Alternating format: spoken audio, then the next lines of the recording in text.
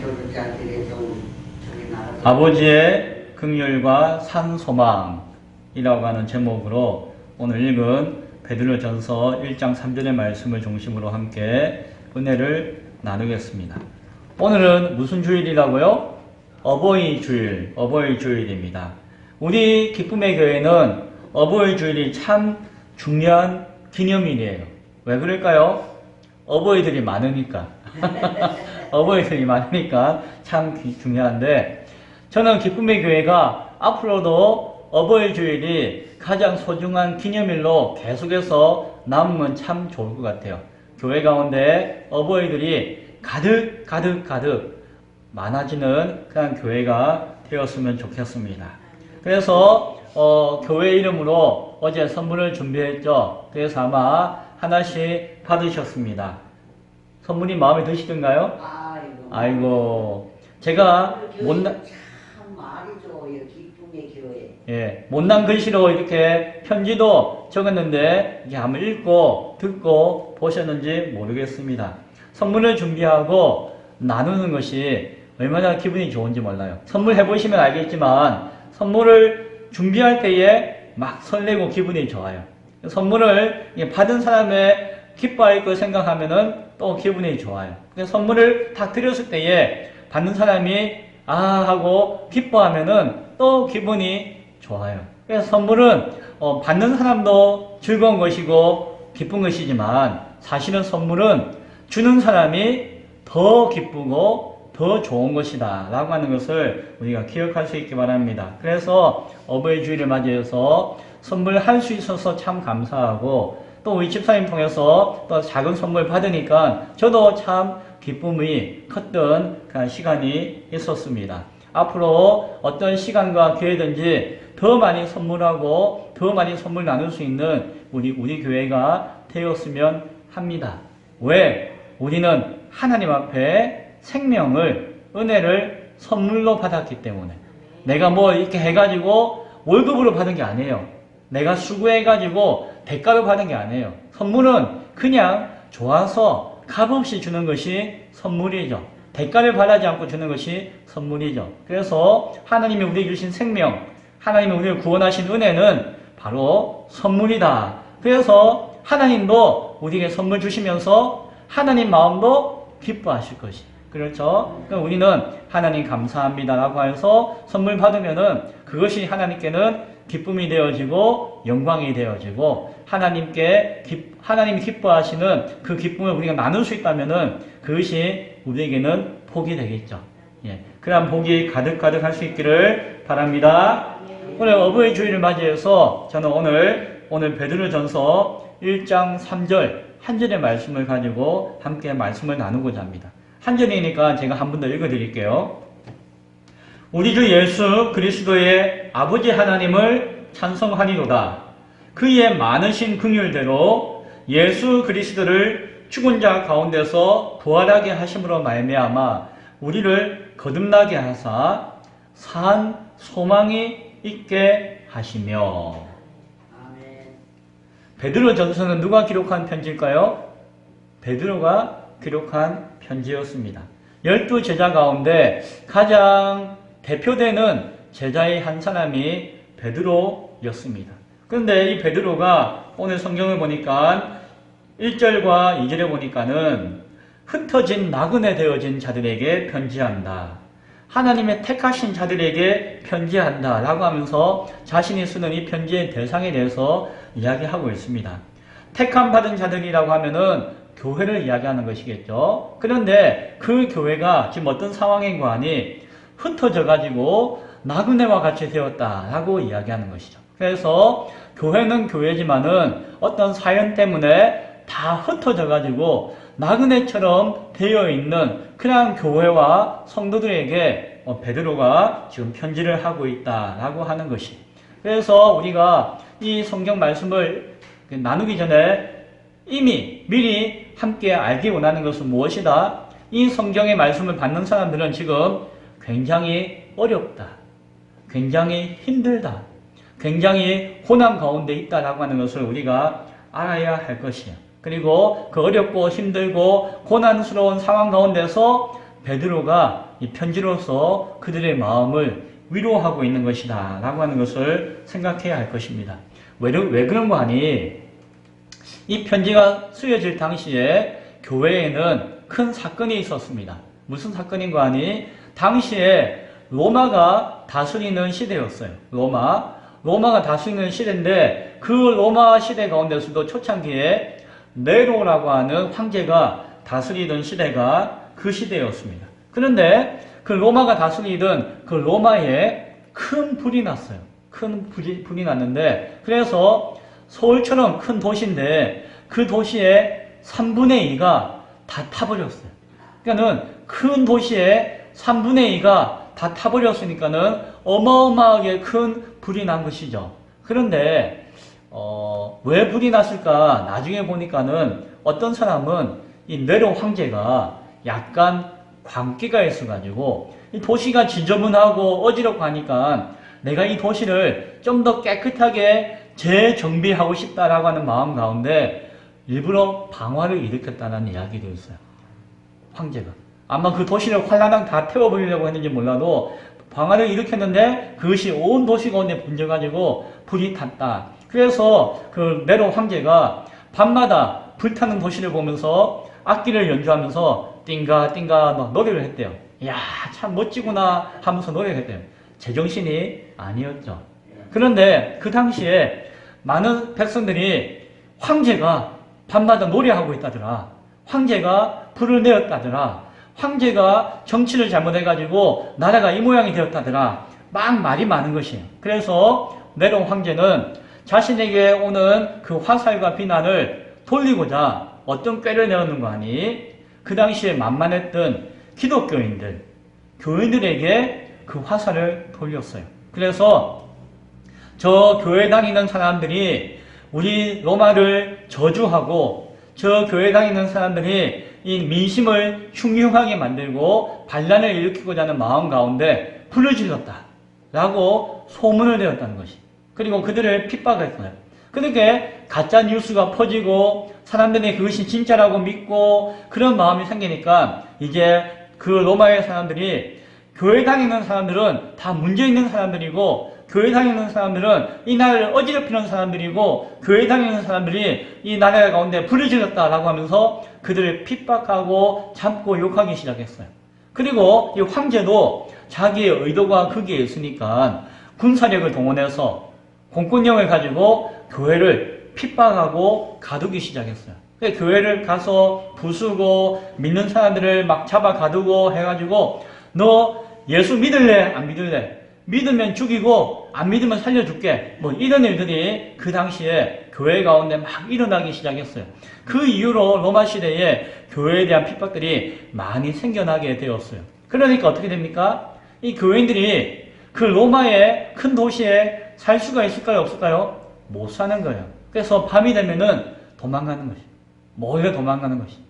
공권력을 피해서 도망가고 핍박하는 사람들을 피해서 도망가가지고 저 외지로, 저 시골로, 저 외국으로 다 흩어져서 나그네처럼 지내는 상황이 바로 이 시대의 상황이었다라고 하는 거죠. 그래서 예수를 믿는다라고 하는 것은 욕먹는 시대였고 내가 예수 믿고 하나님 믿습니다라고 이야기하면은 핍박과 고난을 당할 수 있고 당하는 때가 바로 그때였다라고 하는 것이죠.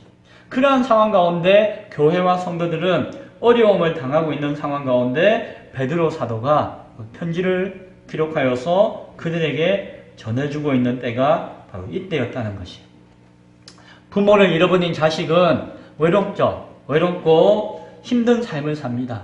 마치 부모 잃은 자식과 같이 그 교회와 성도들은 저 타지에 흩어져 가지고 그렇게 외롭고 힘들게 살아가야 했던 것이 바로 그때의 모습이었다라고 하는 것이죠.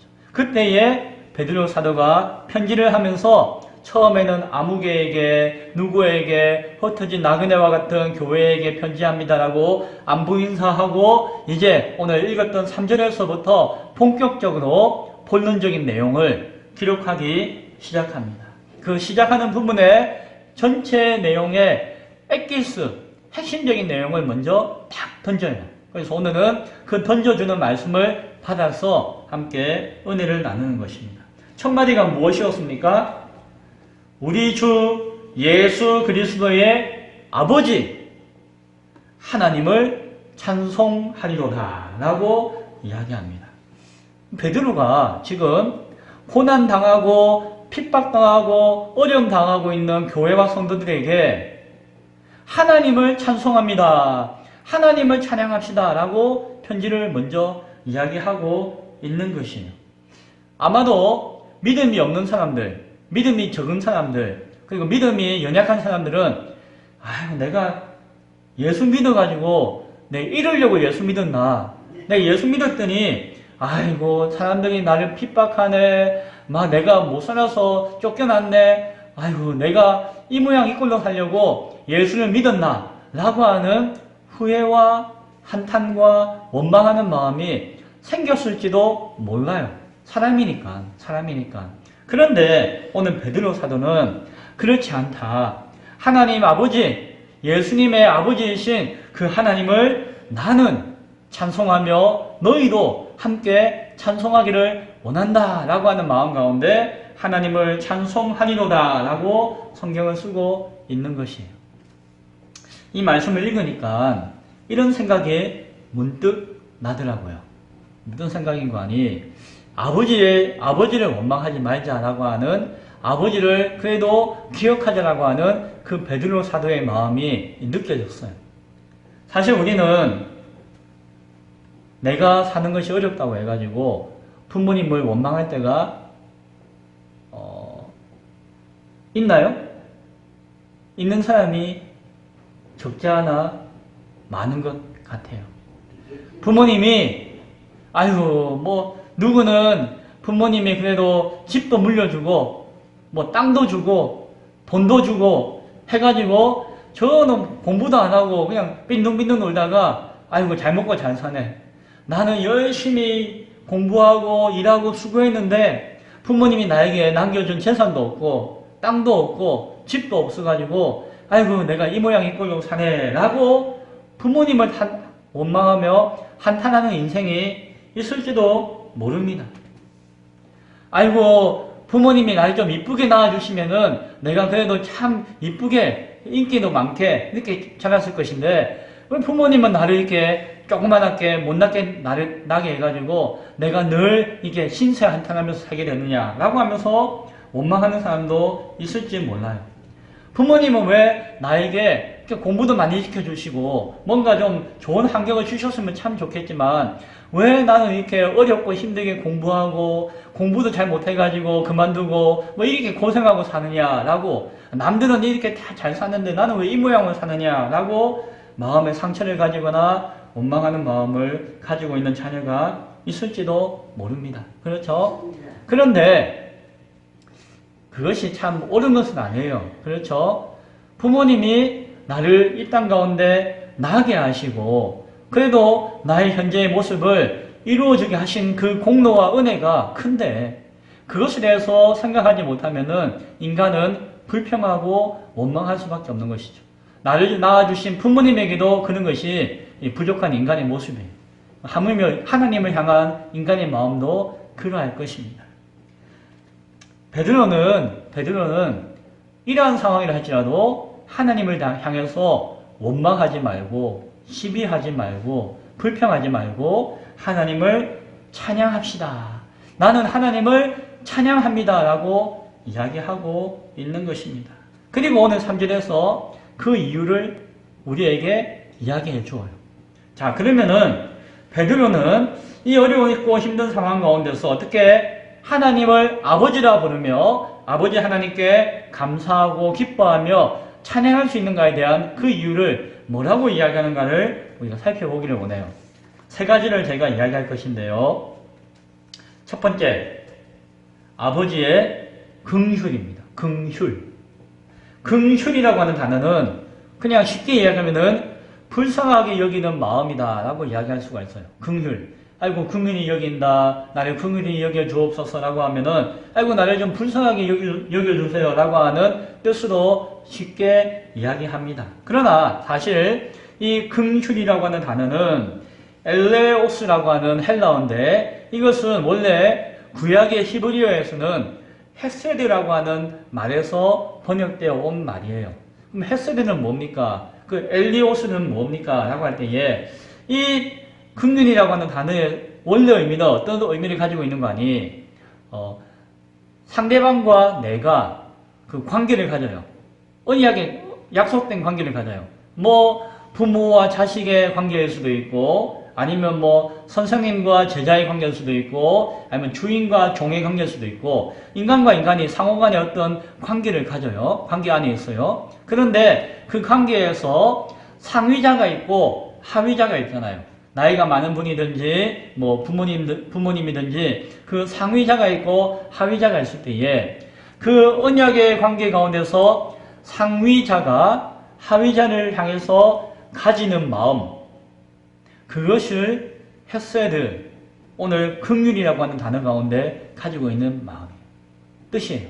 그래서 이 단어가 주로 어디에 많이 사용되어지고 있는 거 아니? 구약에서는 하나님을 향해서 하나님의 마음을 그렇게 표현해요. 이 단어를 가지고. 그래서 하나님의 긍휼하심, 하나님의 헤세드, 하나님의 엘레오스라고 하는 표현을 가지면은 무엇이다?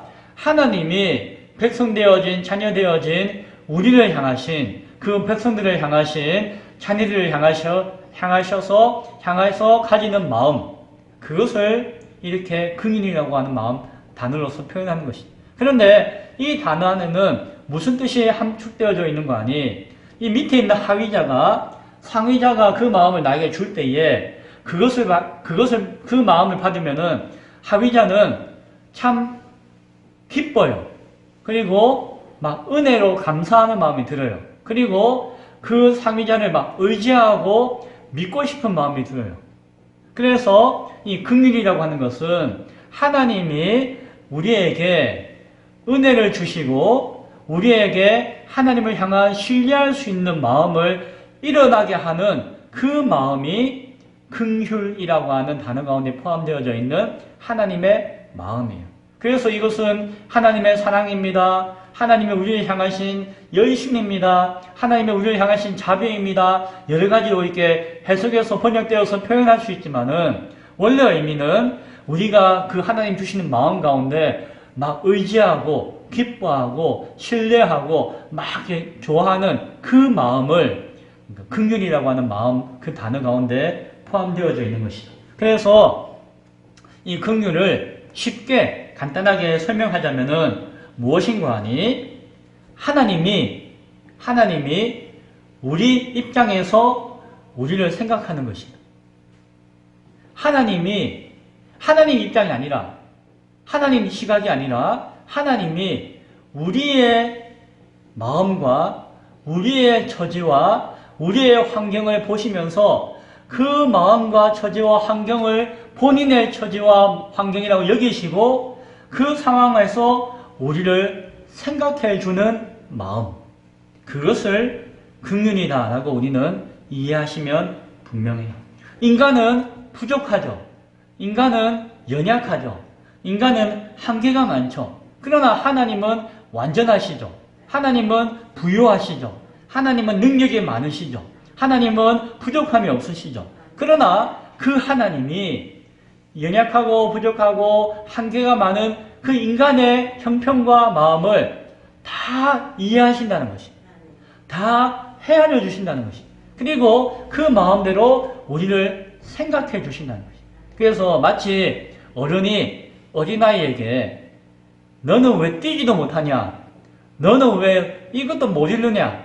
너는 왜 이것도 생각 못하느냐? 응애 하는 어린아이인데 그렇게 막 구박하는 것이 아니라 어른이지만 그래 아이고 그래 네가 그렇지 너는 모르지 그래 너는 못 걷지 아이고 그래 너는 힘이 없지 그러니까 내가 돌봐줘야 되고 내가 가르쳐줘야 되고 내가 안아줘야 되고 내가 먹여줘야 되고 하는 그 부모의 마음 그것과 같은 마음이 긍휼이라고 하는 단어 가운데 포함되어져 있는 것이에요. 하나님 입장에서 우리를 생각하면 우리는 참 이 벌레의 발가락 떼도 안 되는 존재가 우리잖아요. 그러나 하나님은 그렇게 생각 안 하시고 우리의 눈높이로 맞추어서 우리를 바라보시고 이해하시고 생각하시는. 그런데 오늘 베드로는 하나님의 그 많으신 긍휼이다라고 고백하고 있다는 것입니다. 하나님은 그러한 아버지의 긍휼을 가지고 우리 가운데 계시다라고 이야기하고 있다는 것입니다.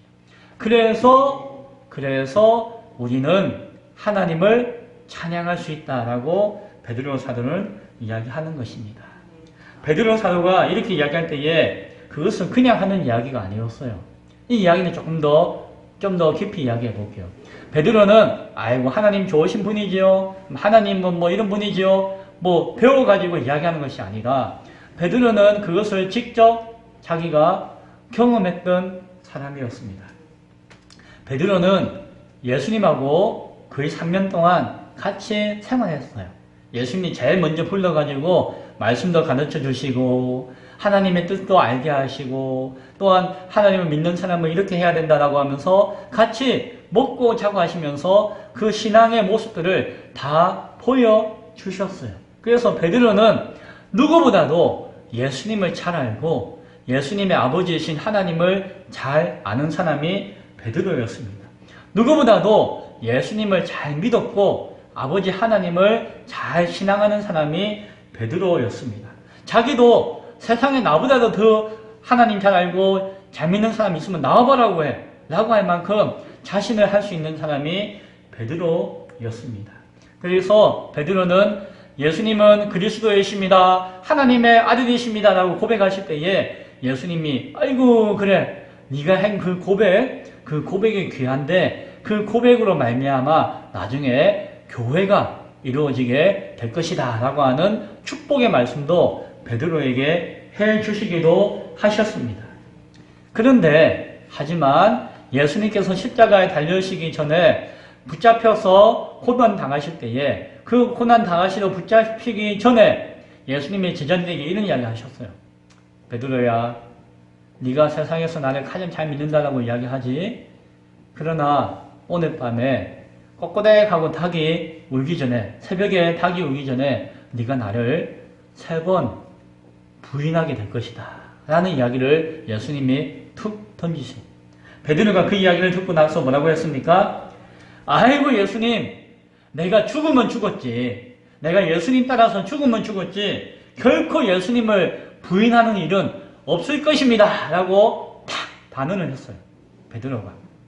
그리고 옆에 있던 제자들이 아이고 베드로 당신만 그런 게 아니고 우리도 똑같습니다. 아유 예수님 걱정하지 마세요 라고 제자들이 다 그렇게 이야기를 했습니다. 그런데 그날 밤 로마 군병들에 의해서 모함받으시고 예수님은 끌려가셨어요. 죄인처럼 끌려가셨습니다. 그리고 그 공회 마당에서 채찍으로 맞으시고 막 욕을 당하시고 모함을 당하시고 고통을 당하시고 비난을 당하셨어요. 죄인 중에 죄인 취급을 당하셨어요. 그때 제자들은 어디 있었을까요? 다 도망가고 없었어요. 무서워가지고. 같이 있으면 자기도 그렇게 매맞고 욕먹고 죽을까봐 잠시 피한다고 했겠지만 도망가고 없었어요. 그런데 이 베드로는 그래도 조금 마음이 끌리는 게 있었던지 도망가지 않고 그 멀찌감치 서서 예수님이 매맞고 예수님이 욕먹고 예수님이 고통당하는 것을 멀리서 지켜보고 있었어요. 베드로는 아이고 어떡하나 하면서 지켜보고 있었습니다. 그래도 무서워가지고 두려워가지고 어떻게 할 수도 없었어요. 그렇게 있는 가운데 밤이 깊었습니다. 그때에 저 공회 앞마당 뜰에 바깥뜰에 사람들이 모여가지고 아이고 저 예수 이제 큰일 났네 하면서 예수를 따르던 사람 아니면 그 재판을 구경하려고 하는 사람들 이런 사람들이 모여가지고 이야기를 나누고 있었는데 베드로도 그 가운데 끼어 있었어요. 그런데 어떤 한 여자아이가 와가지고 베드로를 탁 보고 당신 저 예수하고 같이 막 돌아다니면서 같이 전도하고 이야기하고 했던 그 사람 아니요? 라고 이야기하는 것이. 당신도 똑같은 죄인 아니요? 라고 이야기하는 것이었어요. 그때 베드로가 뭐라고 했을까요? 아이고 무슨 소리 하고 있는지 모르겠네. 아이고 무슨 소리야 그게 하고 휙 하고 도망가 딴 데로 가버렸어요. 그 자리를 피해버렸어요. 베드로가. 그래서 좀 사람들이 없는 저 문가로 가가지고 아이고 하면서 또 있었어요. 그런데 마치 또 다른 여자아이가 여종이 와가지고 또 베드로에게 이야기합니다.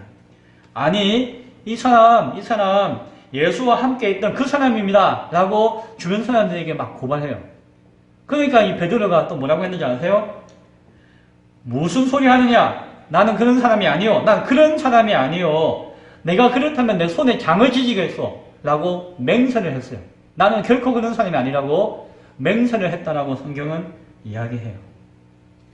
그리고 휙 딴 데로 가버렸어요. 그리고 좀 시간이 지나고 나니까 또 같이 모여있는 사람들이 또 웅성웅성 하는 거예요.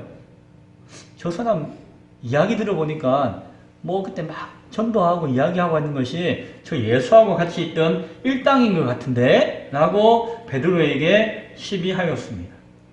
한패거리 아니요. 당신도 예수하고 한패가 아니요. 라고 사람들이 이야기했어요. 그때 베드로가 뭐라고 했는지 아십니까? 그 사람들에게 막 욕을 했어요.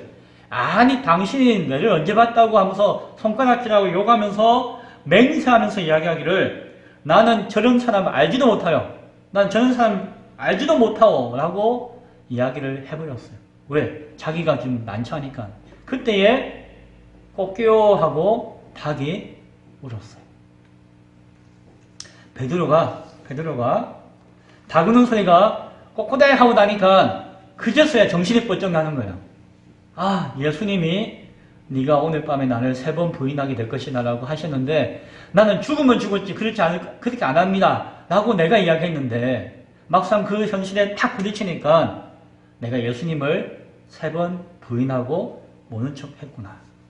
내가 믿음이 좋다라고 이야기하고 예수님과 함께 죽겠다고 이야기했는데 내가 이 모양 이 꼴이밖에 안 되는구나 라고 깨달았어요. 그리고 저 담벼락 밑에 쪼그리고 앉아가지고 그 다 큰 어른이 엉엉하고 통곡하면서 울었다고 이야기합니다.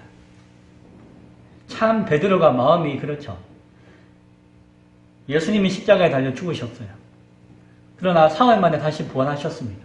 그러나 나는 죽더라도 다시 부활할 것이다 라고 예수님은 이야기해 주셨어요. 설교해 주셨어요. 말씀해 주셨어요. 가르쳐 주셨어요. 그런데 제자들은 그 이야기를 다 잊어버리고 있었어요. 까먹고 있었어요. 다 모여가지고 막 아이고 예수님 안 계시면 이제 우리는 어떻게 사나 하면서 두려워하고 있었어요. 그러나 예수님은 그 제자들을 찾아오셨어요. 부활하시고 난 다음에. 네가 그때 내 모른 척했지. 야 이놈아 네가 날 부인했지. 세상에 믿을 놈 하나도 없네. 이제 다시는 내가 너하고 상종하나 보다. 우리 같았으면 그렇게 할 수도 있는데 긍휼이 많으신 예수님은 그 베드로와 제자의 모습들을 다 이해하셨어요. 다 용서해 주셨어요. 그 마음을 다 헤아려 주셨어요. 그래 네가 너무 무서워가지고 그렇게 했구나.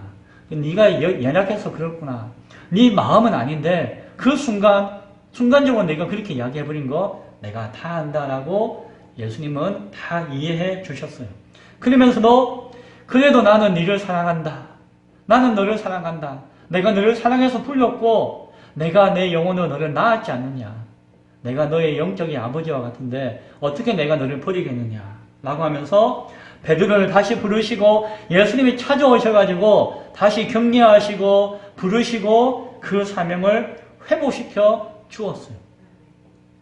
베드로가 예수님의 그 긍휼하심을 자기가 경험했어요. 뼈저리게 경험을 했어요.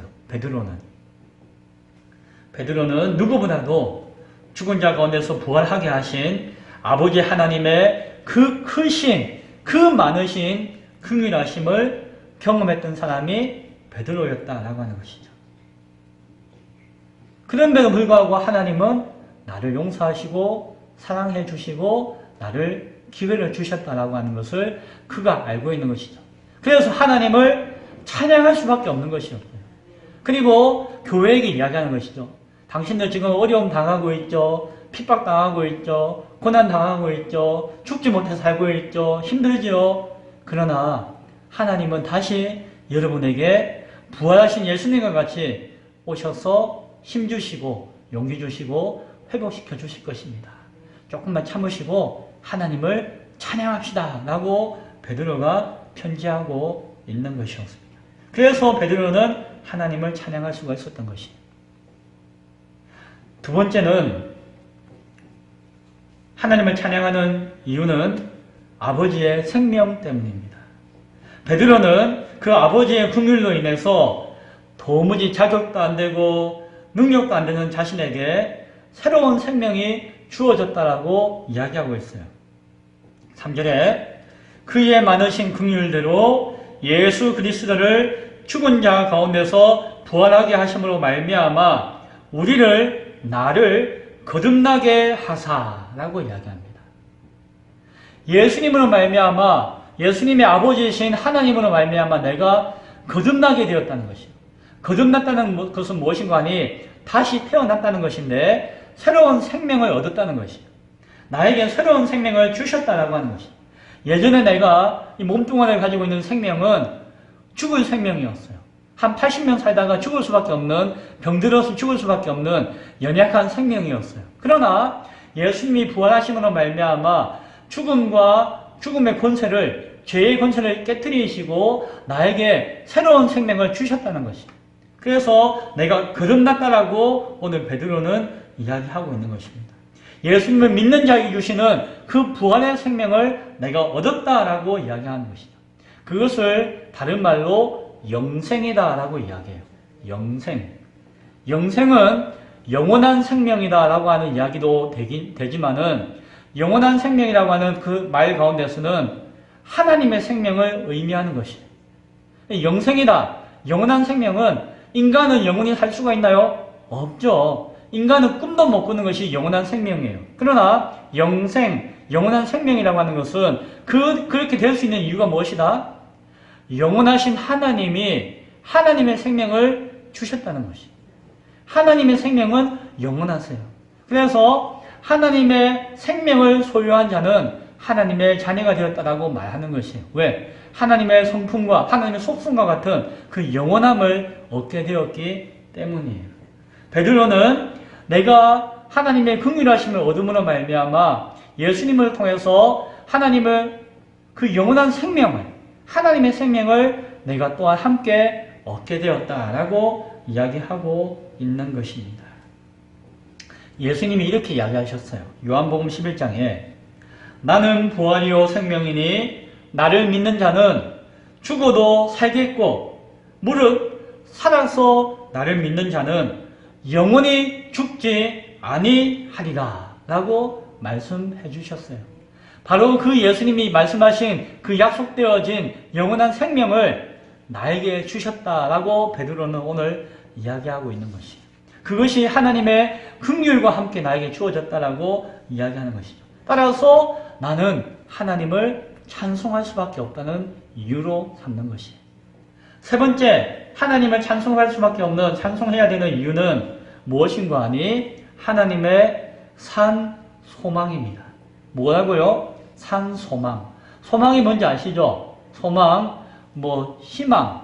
그것은 뭔가 기대하고 미래의 것을 바라는 것, 그런 의미도 있겠지만 그것이 아니라 내가 존재해야 되는, 내가 살아가는 힘을 이야기하기도 해요. 소망이 있는 사람은 어렵고 힘든 최악의 상태를 이기게 되어져요. 자살하는 사람이 왜 자살하는지 아세요? 소망이 없기 때문이에요. 그래서 만약에 누군가가 막 죽으려고 하면은 그 사람에게 아이고 아니야 괜찮아 될 수 있어 충분히 잘 될 거야 라고 누군가 단 한 사람이라도 그 사람의 편을 들어주고 그 사람의 마음을 헤아려주고 그 사람에게 용기를 주고 어깨를 보덕거려주면서 희망을 준다면은, 소망을 주게 한다면은 그 사람은 결코 자살하지 않을 것입니다. 그런 사람이 한 사람이 없었기 때문에 소망 주는 목소리와 그 소망 주는 음성이 들려지지 않았기 때문에 그 사람은 내가 살아가야 할 이유를 모르고 그냥 자살하게 되는 것이죠. 그래서 우리가 자살하려고 하는 사람 보면은 에이 자살하는 애라고 비난할 것이 아니라 그에게 소망을 주지 못한 우리를 탓하고 그에게 소망을 주고자 애쓰는 마음 가운데 가야 하는 것이에요. 오늘 베드로 사도는 소망 가운데서도 산 소망을 이야기합니다. 우리를 거듭나게 하사 산 소망이 있게 하시며 라고 이야기합니다.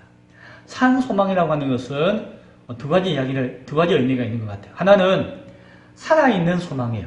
살아있는 소망. 그래서 그 소망은 어떤 것이다? 막 실제적으로 막 힘이 있고 뭐 살아있고 지금 당장 내가 경험하고 누리는 소망이다 라고 하는 것이 저 먼 미래에 나중에 장차 어떤 소망이 아니라 지금 현재 아버지의 생명이 나에게 주어지고 그 영생의 생명이 나에게 들어옴으로 말미암아 그 생명은 살아있잖아요. 그 살아있는 생명이 꿈틀꿈틀하면서 내 몸과 내 영혼과 내 삶을 움직인다는 것이. 그래서 그것은 살아있는 소망이 되었다라고 하는 것이. 그래서 내가 오늘 힘들지만, 내가 오늘 어렵지만, 오늘 죽고 싶지만 죽지 않고 다시 이기고 일어날 수 있고 내가 고난을 극복하며 힘을 얻을 수 있는 것은 그 주신 소망이 나에게 살아있기 때문에, 생명력을 가지고 살아있는 소망이기 때문에 그러하다라고 베드로 사도는 이야기하고 있는 것입니다. 하나님의 생명이 우리 가운데 부어졌을 때에 그 생명력이 우리의 삶을 붙들고 움직이게 함으로 말미암아 내가 그럼에도 불구하고 살아야 하고 살 수 있는 힘이 생기는 산 소망이 되었다라고 말씀하고 있는 것입니다. 산 소망이라고 하는 말의 두 번째 의미는 사라지지 않는 소망이라는 것이에요. 추운 겨울 우리는 봄을 소망합니다. 그렇죠? 봄이 되었어요. 막 꽃이 핍니다. 그러나 그 봄이 영원합니까? 아니요. 그 꽃은 곧 다 떨어지고 시들어 버려요. 아주 더워요. 더운 여름에 우리는 시원한 가을을 소망합니다. 가을이 되었습니다. 가을이 계속되나요? 아니에요. 가을에 울긋불긋한 단풍들도 곧 시들시들 낙엽이 되어서 다 떨어져 버려요. 세상에 있는 소망은 이 꽃과 같이 다 시들어버리고 이 단풍과 같이 다 낙엽이 되어서 떨어져 버리는 것이 세상의 소망이에요. 그러나 하나님 아버지의 산 소망은 영원히 사라지지 않는 소망이에요.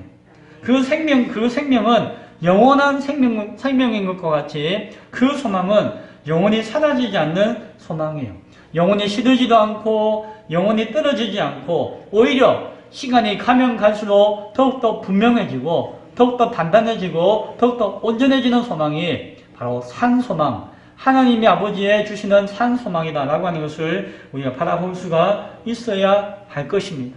그래서 그 소망을 붙들고 살아있는 소망으로 우리가 생명력을 가지고 움직이고 살아있는 소망으로 영원한 소망 가운데 붙들리면은 우리가 현재 어렵고 힘들더라도 하나님을 찬송하며 찬양할 수 있다라고 말씀하고 있는 것입니다. 아멘. 어버이 주일이라서 부모님에 대해서 잠깐 이야기하고자 합니다. 부모님 계십니까? 네, 저는 어머니 계시죠? 윤숙이 부모님 계시죠? 깨어라. 부모님이 여기 있다. 부모님, 안 계시네요. 벌써. 이제 내가 이제 90이 넘고 했으니까 부모님 벌써 안 계시죠? 내가 이 땅에 존재할 때에 나 혼자 온 것이 아니죠. 부모님을 통해서 내가 이 땅에 존재하게 되어집니다. 그래서 사실은 육체의 부모님이라 할지라도 그 부모님은 나에게 긍휼이 되시고 생명이 되시고 소망이 되세요. 그 경험합니다. 살아있을 때에 부모님은 항상 내 편이 되어주세요. 어쨌든 내 편이 되어주세요. 범죄를 저지르고 온 도망자라 할지라도 부모님은 그래 하고 그 죄인인 자식 편을 들어주세요. 왜? 긍휼의 마음이 있으시기 때문에. 부모님을 통해서 우리는 그 긍휼을 경험하게 되어집니다. 부모님은 내가 살아가는 힘이 되어집니다. 격려해 주시고 도닥거려 주시고 또 뭐 이렇게 떨어지면은 본인이 굶고 있는데도 자기 먹을 것을 대신 주시는 분이 부모님이세요. 부모님이 내가 존재하는 이유가 되어지기도 해요. 그래서 부모님이 내 생명의 힘이 되어지고 내 생명의 근원이 되어지기 때문에 부모님이 내 생명입니다 라고 이야기할 수가 있는 것이에요. 부모님이 소망이 되어져요. 내가 지치고 힘들 때도 부모님이 계시기 때문에 힘을 내어서 또 살아가는 이유가 되어지기도 합니다. 그래서 육체의 부모님도 우리에게는 하나의 귀한 근근이 되시고 생명이 되시고 소망이 되어지는 것을 우리는 살아가면서 경험하게 되어졌고 경험합니다. 그래서 그런 부모님을 우리에게 주신 것은 하나님의 축복이죠. 하나님 주신 우리에게 주신 큰 복이에요. 그러나 이 육체는 영원하지 않죠. 그래서 육체의 부모님은 영원히 함께 할 수가 없습니다. 그래서 우리의 근근이 되시고 우리의 생명이 되시고 우리의 소망이 되시는 나의 아버지 어머니 내 부모님이라 할지라도 그 육체는 곧 떨어지는 낙엽과 같이 꽃잎과 같이 시들어 죽음을 당하게 되어질 것입니다. 죽음을 맞이하지 않는 인생은 아무도 없기 때문입니다. 그래서 우리 장봉여 성도님이나 이민진 성도님이나 다른 성도님들이나 부모님이 지금은 안 계시죠. 안 계시죠. 왜? 뭐 인생이니까 육체니까 이제 다 떠나가시고 안 계신 것이.